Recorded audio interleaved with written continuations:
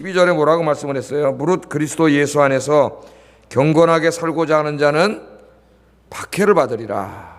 그런 말씀을 합니다. 그리스도 예수 안에서 경건하게 살려고 하는 자는 엄청나게 많이 물질적인 축복을 받으리라.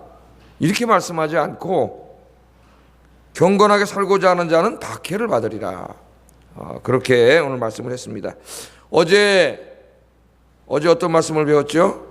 마지막 시대가 가까울수록 마귀가 더욱더 발악을 해가지고 우리 인간을 더욱더 이게 사악하게 만들어서 죄를 짓게 하고 자기를 닮은 악마와 같은 존재로 인간을 만들어 간다 그랬어요. 그때 그 18가지 이 사악함에 대해서 어제 공부했습니다. 우리가 피해야 될, 혹시 우리 마음에 있을지도 모르는 이런 18가지의 이 마귀가 가져다 주는 영적인 바이러스를 우리가 다 죽여나가야 된다. 어제 그런 말씀을 증거했는데, 오늘은 본문에 보면은 사도 바울이 자기가 하나님의 종으로서 살아왔던, 하나님을 위해서 살아왔던 9가지에 대해서 이야기합니다. 9가지. 9가지에 대해서 쭉 오늘 다 이런 이야기를 하면서, 특별히 그 간단하게 이렇게 이야기를 하다가 마지막에 그 박해를 받음과 고난받음, 주님을 위해서 박해를 받음과 고난받음에 와서는 이 주제를 좀 확장해가지고 자세하게 설명을 하죠. 다른 건 그냥 이렇게 말만 하다가 박해와 고난받음에 와서는 내가 안디옥과 이고니온과 루스드라에서 이 고난받은 걸 네가 다 안다고 봐서 알지 않느냐 하는 이런 이야기를 하면서 정말 그리스도 안에서 경건하게 살고자 한다면 반드시 박해가 따른다, 고난이 따른다. 그러니까 그런 걸 이상하게 생각하지 마라. 그리고 그 고난 가운데서도 어떻게 하라 그랬어요? 믿음의 가치를 지키고 또 주신 사명을 지키고 감당하고 그렇게 하라. 오늘 이게 말씀의 핵심입니다. 이 말씀의 핵심이에요. 12절부터 한번 좀 보겠어요. 12절부터 무릇 그리스도 예수 안에서 경건하게 살고자 하는 자는 박해를 받는다. 그렇게 말씀을 했는데 예수님도 같은 말씀을 하셨죠. 마태복음 10장 22절에 보면 또 너희가 내 이름으로 말미암아 모든 사람에게 미움을 받을 것이나 끝까지 견디는 자는 구원을 얻으리라. 그렇게 말씀했어요. 예수님께서도 내 이름으로 말미암아 모든 사람에게 미움을 받게 되지만 끝까지 견디는 자는 구원을 얻는다. 그렇게 말씀을 합니다. 자, 이 12절 말씀을 다시 보면 그리스도 예수 안에 있으면 박해를 받는다. 그렇게 말하지 않고 그리스도 예수 안에서 경건하게 살고자 한다면, 그러니까 요새 지금 말로 이렇게 바꾸면은 그냥 교회만 왔다 갔다 하는 게 아니고 정말 경건하게 살고자 한다면 주님의 말씀 그대로 세상에 나가서 그 말씀의 원리대로 믿음의 가치대로 살고자 한다면 세상과 충돌할 수밖에 없다는 거예요. 이 세상은 마귀가 만들어 놓은 이 질서 속에 있기 때문에 거기에 나가서 내가 정말 주님의 정신으로, 복음의 정신으로 살려고 그러면 충돌을 일으킬 수밖에 없다는 겁니다. 그래서 고난을 받을 수밖에 없고 박해가 올 수밖에 없다. 오늘 말씀이 그렇게 이야기합니다. 이 당시 시대가 그런 시대였죠. 여러분, 왜 예수 믿으세요? 왜 예수 믿으세요? 이 시대에는 예수 믿는 게 무슨 그렇게 영광된 그런 게 아닙니다, 여러분. 무슨 뭐 예수 믿는 게 편안한 삶을 보장하고 그런 게 아니에요. 지금 뭐 저쪽 다리 건너서 저 아파트 쪽으로 가면은 거기 이제 대형 교회들이 많이 있는데 거기 상당 거의 다가 교회 다닌다 그래요. 그 아파트 사는 분들이. 그 아파트에 이사를 오면은 교회 안 다니는 사람 이사 오면은 그 사람들하고 이렇게 아파트 사람들하고 교제를 나누려면은 교회를 다녀야 된대요. 자기들끼리 모여서 구역 예배 드리고 막 이런 게 자기 혼자 안 드려봐요. 한두 명이. 오히려 그쪽이 다수가 되니까 하여튼 믿든 안 믿든 아주 교회 간다는 거예요. 이상한 현상이 벌어지죠. 이 당시는 예수 믿는 게 무슨 그렇게 육신적으로 우리에게 무슨 뭐 이렇게 즐거움을 주고 뭐 그런 게 아닙니다, 여러분. 예수 믿는 자체가 엄청난, 여러분. 내가 예수 믿어가지고 예배 드리고 이러면 하나님 나한테 돈도 많이 주시고 건강 주시고 뭐 그냥 가문도 확 일어나게 하시고 그래서 여러분 이렇게 예수 믿고 예배 드리고 뭐 기도하러 오고 이런 게 아니라고요.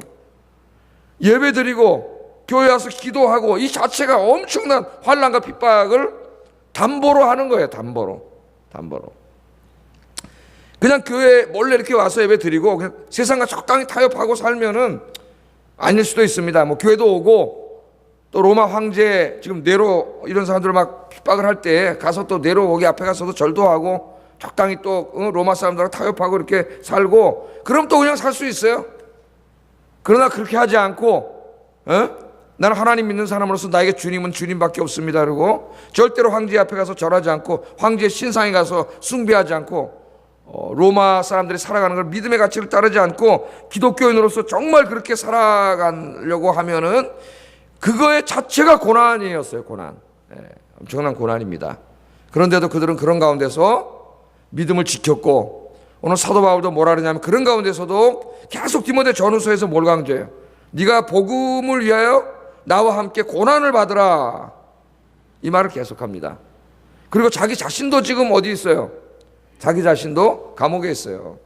엄청난 고난을 받고 있어요. 근데 불행하지 않습니다. 이 사도 바울은 자기가 엄청난 고난을 받고 있으면서 에베소 교인들에게 또 디모데에게 너희도 나처럼 복음을 위하여 이렇게 고난을 받아야 된다는 거예요. 진짜 그리스도인이라면은 복음을 위해서 고난을 받아야 된다, 그런 얘기를 계속합니다.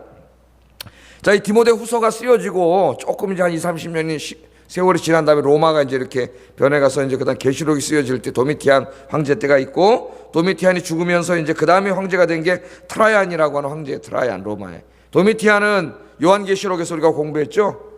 그 무자비하게 박해를 했는데 그 다음 사람이 트라이안이라고 하는 사람인데, 이 트라이안도 기독교로 엄청나게 이 박해를 했습니다. 그래서 체포되면은 극형을 당했어요. 극형. 그러니까 교회 다님이 곧 뭐예요? 교회 다녀서 무슨 내가 그냥 돈 많이 벌는 게 아니고 교회 다님이 붙잡히면 죽어요 그냥.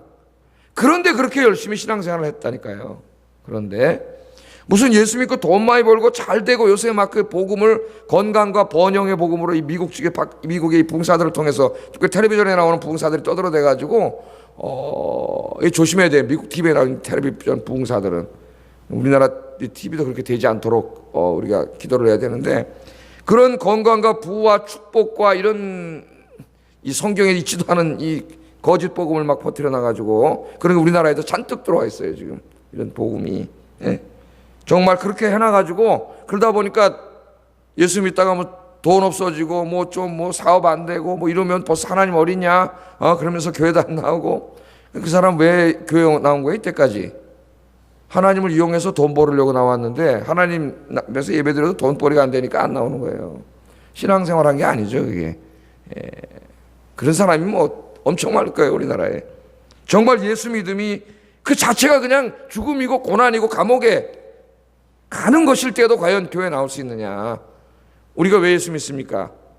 돈 벌려고 예수 믿는 거 아니잖아요. 예수님이 진리이기 때문에 예수님 믿는 거죠. 할렐루야. 진리이기 때문에 예수님 믿다가 잡혀서 죽어도 예수 믿는 거죠. 예수 믿다가 잡혀서 감옥에 가도 고문을 당해도 매를 맞아도 왜 이 초대교인들이 왜 이렇게 예수를 믿고 왜 복음을 위해서 고난을 받자 그러고 감옥에 가자 그러고 그게 영광이라고 왜 그래요? 진리이기 때문에 그런 거죠. 진리이기 때문에. 진리이기 때문에 예수 믿기를 주의 이름으로 축복합니다. 진리가 아니라면은 돈 많이 버는 방법은 교회에서 가르쳐 주지 않아도 돈 많이 방법 가르쳐 주는데 너무 많이 많아요 이 세상에. 서점에 교보에 가면 막 책이 막 자기개발서 무슨 이렇게 해서 성공한다 막 이만큼 쌓여 있어요. 그거 책 사서 읽으면 돼요. 우리가 왜 오늘 새벽에 이렇게 나와 있느냐? 예수님이 진리이기 때문에, 이 길만이 생명의 길이고 이 길만이 우리의 생명을 구원하고 그죠? 이 세상을 구원하는 길이기 때문에 우리가 주님 앞에 나온 줄로 믿습니다. 여러분 예수를 진리이기 때문에 믿으세요 이제부터는. 그러면 여러분 필요한 거 있으면 일용할 양식도 구하라 그랬어요. 그런 진리에 굳건히 내가 서 있는 상태에서 예수를 믿으면 일용할 양식을 위해서 구하라 그랬어요. 하나님. 전 기도하지 말라 그러진 않았어요. 필요한 것들을 하나님이 채워주시고 또 하나님이 나에게 풍족하게 채워주시면 그것들을 가지고 주님의 영광을 위해서 쓰고 나누어주고 그렇게 할 수가 있겠죠.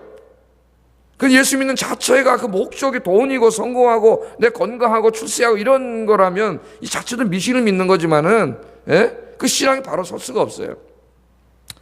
이 트라이안이라고 하는 황제가 할 때는 하여튼 기독교인들은 잡히면 신문당하고 사형 당합니다.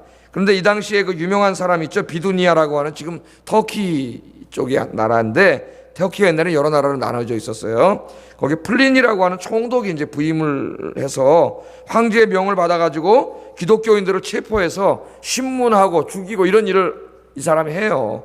이 사람이 이런 일을 하는데 하던 중에 이제 기독교인을 잡아, 좀 양심적인 사람이었어요. 잡아다 이제 신문을 해보는 거예요.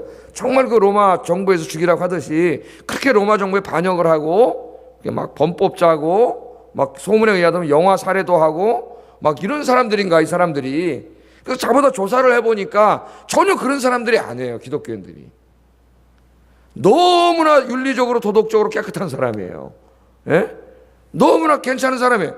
단 황제 숭배를 하지 않아. 예수라고 하는, 예수 그리스도라고 하는 그분이 하나님이라고 거번에 가서 예배드리고 찬송하고 그거 하고 황제에게 숭배하지 않는 것 외에는 너무나 충성스러운 또 로마 시민이에요. 헌금도 내고 가난한 사람도 잘 돕고. 그 이 사람이 이걸 하다가 양심의 가책을 받았어요. 이게 도저히 죽일 사람들이 아니야, 기독교인들. 그래서 그 이 플리니하고 황제하고 주고받은 편지를 읽어보면은 그 당시에 그리스도인들이 어떻게 살았는가가 다 나와요, 거기에. 뭔가 예수 믿는 사람들을 체포하다가 뭘 잘못했는가를 조사해가지고 그 다음 꼬투리를 잡아서 죽이려고 이 사람이 전부 잡아다가 조사를 했는데 너무나 괜찮은 사람이에요. 정의롭고 사랑이 많고 다 그랬다고요, 기독교인들이. 핍박하려고 하는 그 집정관이 핍박을 하기에 자기 양심의 가책을 느낄 정도의 그런 삶을 살았어요. 오늘날 우리 기독교인들하고는 너무나 다른 거죠, 기독교인들이. 그래서 이 사람이 트라이안에게 이 기독교인들에게 대해서 이 보고하는 편지를 보내요. 이런 얘기를 다 쓰면서 법과 정의를 사랑하는 로마가 그렇지 않은 사람을 무조건 잡아다 죽이는 건 옳지 않다고 생각한다. 그러면서 이제 이 황제에게 이 편지를 보냅니다. 그랬더니 이 트라이안이라고 하는 황제가 이렇게 답변을 해요. 답변을 하면서 뭐라고 했냐면은, 그러면 그들을 억지로 색출해가지고 잡아다가 죽이지는 마라. 그러니까 기독교는 어디냐? 그래갖고 경찰을 풀어가지고 예수 믿는 사람 막 잡아다 죽이, 그런 건 하지 말아요. 그런 건 하지 마라. 그건 국력 낭비다. 그렇게는 하지 말고, 다만 누군가가 신고를 했어요. 신고를. 얘 예수 믿는 사람이래요. 그래서 신고를 하면은 그때는 잡아다가 죽이라는 거예요. 그때는. 그러나 일부러 쫓아다니면서 잡지는 말라는 거예요. 이런 정책을 썼습니다. 이게 지금 그 두 사람 사이 왔다 갔다 한 서신이 다 지금 다 역사에 이렇게 나와 있어요. 자료로 다 있어요. 이 서신들이 지금. 그래서 이 1세기의 그 교회에 대해서 1, 2세기에 그리스도인들이 어떻게 신앙생활을 했는가 참 감동적입니다, 정말로. 지금 우리가 신앙생활하니 신앙생활도 안 해요. 이 사람들 신앙생활을 우리가 보면은 그렇게 이 사람들이 그래서 그러니까 바로 그런 이 법조항 때문에 이 기독교인들이 더 이제 어려움에 처하게 됩니다. 왜요? 옆집 사는 사람은 내가 교회되는지 알아요, 몰라요? 알아요. 그게 약점이 돼요, 약점이. 왜? 너 가서 내가 신고하면 잡혀가서 죽어요. 감옥에 가서 매 맞고 고문당하다 죽어요. 그러니까 이걸 가지고 협박을 해가지고, 예를 들어서 돈을 꼬가면 안 갚어. 그 돈 갚으세요. 그럼 뭐라 그래요? 고발한다래요. 당신 예수 믿지? 고발한다. 돈 띄고 그런 식으로 해서 재산도 뺏기고 뭐 사업하다 물건도 떼고, 지금으로 말하면 엄청난 이런 일들을 당하고, 조금만 잘못하면 일을 또 가서 고발한다 그래가지고 또 박해를 당. 여러분 한번 그렇게 살아보세요. 여러분 옆집에 있는 사람이 여러분 예수 믿는 거 알면 제표가 옆집 있는 사람이 계속 협박하면서 여러분 가서 뺏어가고 이거 집에 들어와서 냉장고도 들고 나가고 그래도 아무 말도 못해요. 쉽게 얘기해서. 그런 상황이었다고. 그런 상황. 엄청난 이 고통이 있었어요. 이런 내용이 이제 우리 히브리서 공부할 때 자세히 나오죠. 히브리서에는 이런 내용 잘 다루고 있어요. 그들이 어려움 당한 것을. 그러나 그들이 그렇게 고난을 당하면서도 기쁨으로 고난을 당하고 그까지가 가져가려면 다 가져가라. 별 의미를 두지 않았어요. 주님을 섬기고 사는 데에만 의미를 두고 살았어요. 그래서 이 히브리서 한번 찾아보겠습니다. 10장 34절.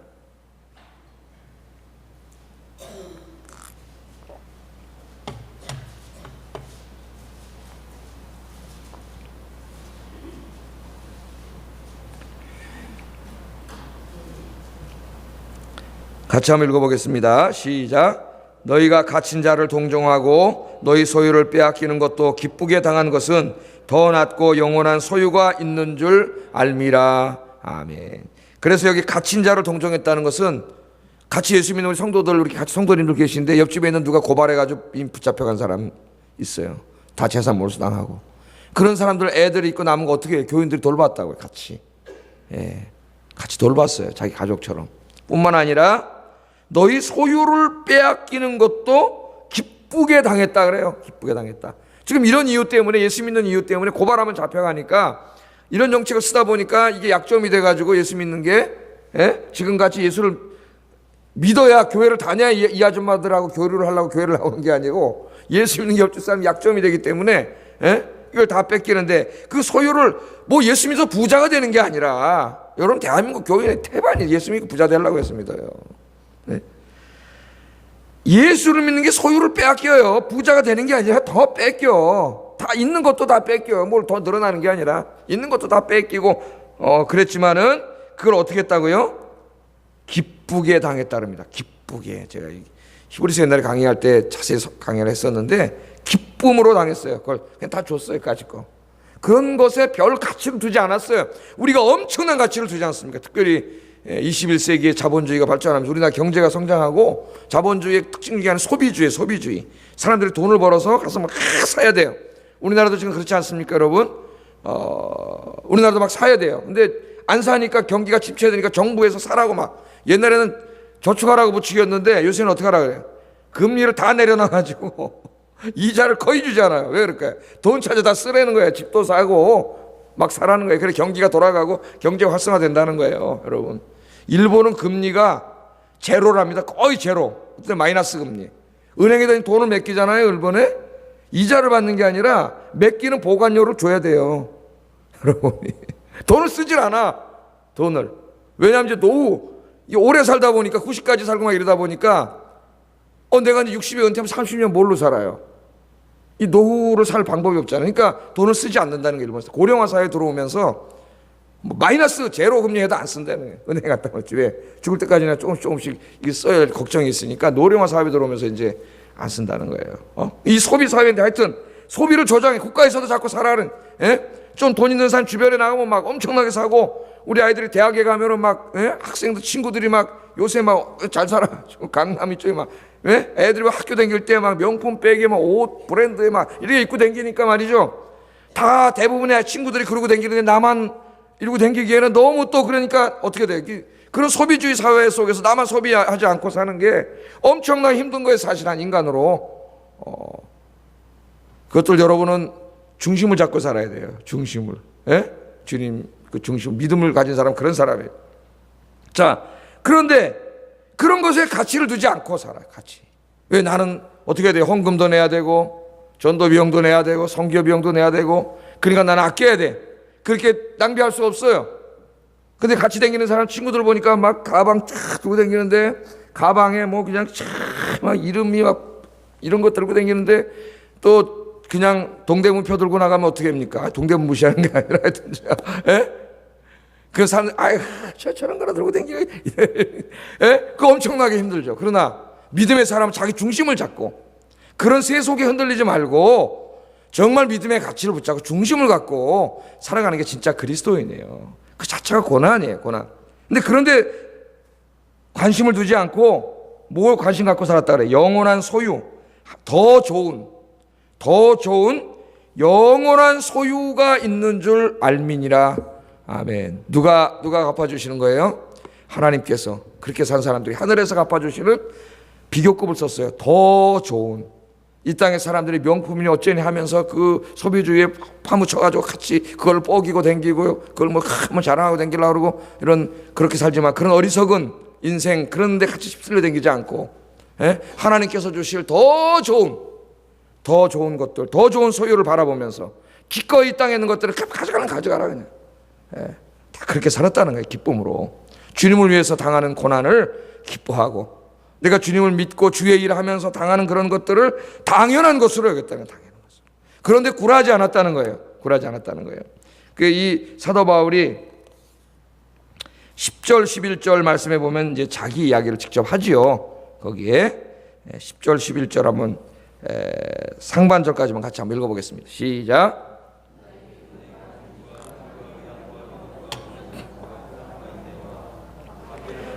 또한 안디옥과 이고니온과 루스드라에서 당한 일과 어떠한 박해를 받는 것을 내가 과연 보고 알았거니와, 쭉 9가지를 얘기하다가 고난과 박해에 와서는 자세하게 얘기합니다.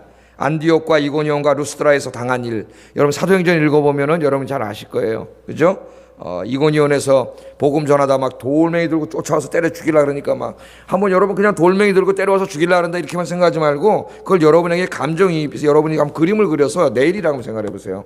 예? 여러분이 지금 전도하러 내일 목요일날 나갔는데 동네 깡패들이 이만 돌멩이 들고 들어와서 때려 죽이려고 하는 거 똑같은 거예요, 여러분. 그런 상황이에요, 그런 상황. 그래서 이고니온에서 피해가지고 루스드라로 가서 이제 전도를 또 했죠. 루스드라에서는 막 기적도 행하고 전도를 했더니 얼마나 이 마귀들이 끝까지 방해를 하는지 이고니온 안디옥에 있는 사람들이 거기까지 쫓아왔어요. 얼마나 먼 거리인데 거기까지 쫓아오니까 마귀는 엄청나게 방해하는 거예요. 쫓아와가지고 결국은 사람들을 선동해서 사도 바울을 이만 돌멩이를 들어갖고 집어 던져서 때려 죽였습니다. 그래가지고 죽었는지 알고 피투성이가 되니까 들어다 쓰레기통에 던져버렸어요. 그럼 그 상황 한번 생각해 보세요. 루스드라에서 당한 고난이 그거예요. 그 다음날 아침에 부시시 일어나더니 피투성이가 된 바울이 또 그 성에 들어가서 또 전도를 해요. 또 전도를 해요. 네? 여러분 상상해 가십니까? 그 사람이 무슨 특출난 사람이 아니에요. 우리 이렇게 너무 쉽게 전도해도 전도를 안 나오고 전도 안 하잖아요. 네? 이 하나님의 지상 대명령이고 죽어가는 저 영혼들이 앞에 보이기 때문에 안 갈 수가 없는 거예요. 그래서 가서 또 복음을 전하는 거예요. 그렇게 지금 그 얘기를 하는 거예요. 여기 주님을 위해서 자기가 고난당한 것을 디모데가 다 알아요. 왜? 같이 다녔기 때문에 그 얘기를 하는 겁니다. 네가 다 봐서 알지 않느냐? 우리가 지금 복음을 위해 주님을 위해 그 길을 갈 각오를 해야 된다는 거예요. 그 자기는 이미 감옥에 있어요. 내일 죽을지 모레 죽을 겁니다. 그걸 알고 있어요. 로마의 사형법에 끔찍하게 십자가에 달려 죽을 거예요. 자기는 어떻게 죽었는지는 우리가 정확히 알지는 못하지만은 십자가에 죽었을 확률이 높습니다. 그렇게 처참하게 죽을 거예요. 죽을 거예요. 자, 그러나 그렇게 하면서 자기가 그 이야기를 다 하는 거예요. 그 사도 바울의 그 바울 서신을 읽으면은 굉장히 많이 나오죠. 특별히 고린도 후서 같은 데 보면은 자기가 이 주님을 위해서 교회를 위해서 복음을 당한 고난과 환난에 대해서 굉장히 많이 나와요. 굉장히 많이 나와요. 그러면서 갈라디아서 6장 17절에 이런 말씀, 이것도 한번 찾아보겠어요. 갈라디아서 6장 17절.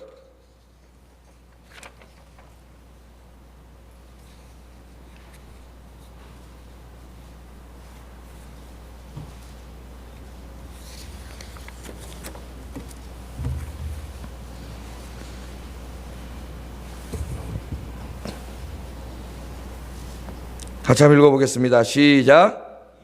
나를 괴롭게 하지 말라. 내가 내 몸에 예수의 흔적을 지니고 있노라. 아멘. 예수의 흔적을 내 몸에 지니고 있다. 그런 얘기를 합니다.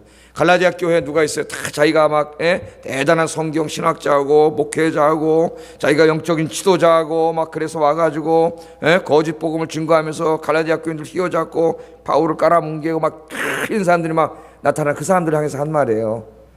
정말 주님을 잘 믿는 사람이라면, 정말 영적으로 그렇게 훌륭한 사람이라면, 정말 너희들이 그리스도인이라면은 뭐가 있어야 되냐면은 예수의 흔적이 있어야 된다. 예수의 흔적이. 내 몸에는 예수의 흔적이 있다는 거예요.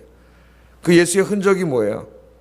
주님을 위해서, 복음을 위해서, 교회를 위해서 당한 고난입니다.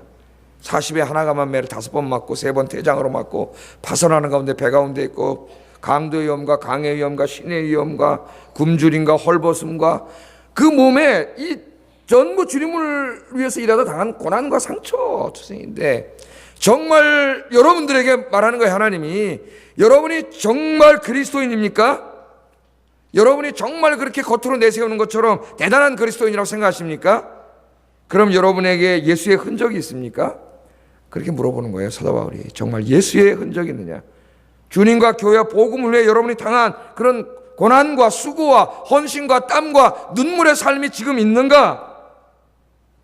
그거 물어봅니다. 그게 없다면 진정한 그리스도인이 아니라는 거예요. 진정한 그리스도인이. 진정한 그리스도인은 바로 복음을 위해 고난을 받을 각오를 하고 죽을 각오도 하고 주님을 위한 수많은 그런 흔적들이 자기에게 있어야 된다는 거예요. 있어야 된다. 요즘 뭐 저 자신을 포함해서 신학교에 신학생들이 넘쳐나고 막 4대 1이고 시험 보는 게 막 참 세계에서 우리나라밖에 없습니다. 이런 나라는 왜 이렇게 목사가 많이 되려고 할까? 우리나라. 예, 그것도 막 대학 4년제 정규 대학을 나온 사람들이 시험을 보는데 4대 1이에요. 이 보통 시험이 아니에요. 그러면 이게 엄청난 시험인데, 여러분 신대원 들어가서 전도사 하는 사람 대단한 분들이에요. 예? 4년제 대학 나온 사람 경쟁에 4대1 시험을 붙어 들어가야 돼요. 이 대학원 들어가는 시험 중에 제일 치열한 시험 중에 하나입니다. 그런데도 목사가 그렇게 되려고 하는데, 생각해 봤어요. 정말 목사가 되는 길이 이런 길이라도 이렇게 신학교가 차고 넘칠까? 그런 생각을 한번 해봤습니다. 나 자신을 포함해서, 저 자신을 포함해서 아니지 않을까, 그런 생각이 들어요. 아니지 않을까. 좀 너무 이게 목회자급이 올라가가지고, 옛날에 하여튼 저 어렸을 때는 목사님들이 그랬습니다. 하여튼 자기 남편 직업 여대생들한테 이렇게 해보면은 하여튼 제일 꼬레비가 목사, 제일 꼬레비가 목사예요. 요새는 아마 상당히 높이 올라가 있을걸요. 모르겠습니다. 요즘도 뭐 어떻게 될지 잘 모르겠죠. 옛날보다는 좀 나아졌을 거예요. 여러분, 우리가 예수님을 믿는데 물론 필요하면 하나님이 우리에게 돈도 주실 수 있고 건강도 주시고, 저는 그걸 부정하고 싶지 않습니다. 또 그런 것이 있어야, 건강하고 돈이 있어야 주의 일도 할 수 있고 더 열심히 할 수 있어요. 기도하세요. 제가 그런 걸 부정하고 뭐 금욕주의를 강조하는 게 아니에요. 그런 것을 위해서 우리 기도하라고 주님도 말씀하셨어요. 그러나 우리의 궁극적으로 본질적인 건 그게 아니라는 거예요. 그런 거 없어도 괜찮아요. 주님을 믿음이 고난일 수도 있고 십자가 있고 감옥에 가는 날이 올 수도 있습니다. 우리나라에도. 뭐 어떻게 알겠어요? 쟤네들이 휙 내려와가지고 여기가 어떻게 될지 어떻게 알겠어요? 그런 일이 벌어지면 안 되겠지만은, 하여튼 마지막 때가 되면 더 마귀들이 기승을 부리는데요. 그런 것까지는 안 간다 할지라도 지금도 이 믿지 않는 사회에 나가서 우리 젊은이들이, 기독교인들이 믿음의 가치를 지키고 살면은 환난과 핍박이 옵니다, 여러분. 예? 우리 젊은 아이들이 가서 술 안 먹고 걔들 그런 문화에 안 어울리면 벌써 따돌림 당하고 외로워지고 이런 일이 와요. 직장에서 다 뭐 여러분들 저보다 훨씬 더 많이 경험하고 살 거예요. 예? 술자리, 뭐 상사가 마련하는 뭐 회식자리 이런 데 가서 얼마나 많은 고난과 역경을 당해요. 여러분, 그런 고난과 역경과 박해 가운데 있을지라도 그걸 두려워하지 말고 당황하지 말고, 그런 데서도 믿음의 길을 끝까지 걸어가시는 여러분 되기를 주의 이름으로 축복합니다. 끝까지 걸어가세요. 우리 하나님께서 좋은 것으로 갚아주세요. 오늘 이 11절 하반절에 보면 주께서 이 모든 것 가운데서 나를 건지셨느니라. 아멘. 그렇게 그 많은 고난이 있었지만, 죽을 고비도 여러 번 넘겼지만 하나님께서 지켜주셨다는 거예요. 하나님 지켜주세요. 근데 여기 이제 지켜준다는 말은 두 가지 의미로 우리가 받아들여야 됩니다. 이제까지는 바울이 그렇게 많은 환난과 고난 가운데 죽을 고비가 있었지만 다 하나님 지켜주셔 살려주셨어요. 그런데 이제 지금은 감옥에 있습니다. 로마 감옥에. 지금은 살려주시지 않을 거예요. 이제 순교할 거예요, 그는. 그러므로 여기 지켜주셨다는 말은 꼭 육신적으로만 지켜주셨다는 의미는 아니에요. 넘어가요, 그것을. 우리 요한계시록에도 나오지만 이제는 내일 죽음으로, 마지막 죽음으로 마귀가 공격할 겁니다. 바울을 쓰러뜨리려고. 죽음 앞에 많이 쓰러지잖아요. 그런데 바울은 뭘 믿어요? 하나님이 지켜주실 줄 믿어요. 뭘? 석방이 아니라 기꺼이 죽을 수 있도록, 주님을 부인하지 않고 기꺼이 순교할 수 있도록 자기의 영혼을 하나님이 지켜줄 줄로 믿습니다. 아멘. 이 지켜주면 거기. 이제까지는 내가 사명을 감당해야 되기 때문에 그 수많은 죽을 고비 속에서 나를 정말 하나님이 살려주시고, 배가 막 3주 동안 풍랑이 일어나서 이러고 있을 때도 하나님 살려주시고 다 구해주셨어요. 그러나 지금도 하나님 나를 구해주실 줄 믿어요, 바울은. 그건 뭐냐면은 이제 석방이 아닙니다. 이제는 죽음으로 마지막 내일 마귀가 공격할 때 그 죽음 앞에 굴하지 않고 순교해서 그 영혼을 끝까지 지켜주실 줄을 믿는다. 사도 바울이 그렇게 얘기합니다. 지금까지 나를 지켜주신 하나님이 그렇게 지켜주실 줄로 믿는다. 그렇게 이야기합니다. 여러분, 이 말씀을 우리가 오늘 아침에 깊이 새기면서 우리가 결론으로 내리고 기도를 좀 하겠습니다. 이 아침에 오늘 말씀을 명심하셔야 돼요. 무릇 예수 안에서 경건하게 살고자 하면, 정말 여러분이 오늘 세상에 나가서 주의 말씀대로 살고자 하면 반드시 고난이 있어요. 대충 섞여서 그 사람들하고 같이 술 먹으러 다니고 놀러 다니고 뭐 같이 그렇게 살면 고난 없어요. 그러나 내가 주의 말씀대로 살고자 하면 고난이 있습니다. 두려워하지 말고 주님이 함께 하십니다. 끝까지 믿음의 길을 가게 하소서. 어떤 환난과 핍박과 어려움이 있다 할지라도 주님이 주신 사명의 길, 복음 전하는 길 열심히 감당하게 하여 주시옵소서. 이제 내 안에, 내 몸에도 예수를 위한 흔적이 있는 삶을 살게 하여 주시옵소서.